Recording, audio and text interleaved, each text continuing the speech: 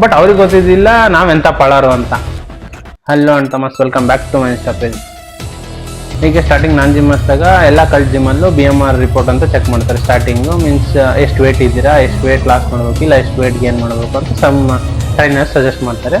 ಹಾಗೆ ನನ್ನ report some trainer ನೋಡಿದರು. ಮತ್ತು ಅವ್ರು ಹೇಳಿದರು, ನೀವು ಇಷ್ಟು ಓವರ್ ವೇಟ್ ಇದ್ದೀರಾ, ಯು ಶುಡ್ ವೇಟ್ ಲಾಸ್ ಮಾಡಬೇಕು, ಈ ಥರ ವರ್ಕೌಟ್ ಮಾಡಿ, ಈ ಥರ ಎಪ್ಸ್ ಮಾಡಿ, ಡಯಟ್ ಮಾಡಿ ಅಂತೆಲ್ಲ. ಬಟ್ ಅವ್ರ ಲುಕ್ ನಂಗೆ ಇಷ್ಟ ಆಗಿದ್ದಿಲ್ಲ. ಯಾಕಂದರೆ ಅವ್ರ ಲುಕ್ಕಲ್ಲಿ ಇವನೇನು ಮಾಡ್ತಾನೆ ಬಿಡು ಅನ್ನೋ ಥರ, ಇಲ್ಲ ಇಷ್ಟಕೊಂಡು ವೇಟ್ ಲಾಸ್ ಮಾಡೋದಾಗಲ್ಲ ನಿಮ್ಮ ಕೈಲೇ, ಸೊ ಜಸ್ಟ್ ಟ್ರೈನ್ ಮಾಡಿ ಅನ್ನೋ ಥರ ಒಂದು ಸ್ವಲ್ಪ ಡಿಮೋಟಿವ್ ಆಗಿ ಮಾತಾಡಿದರು.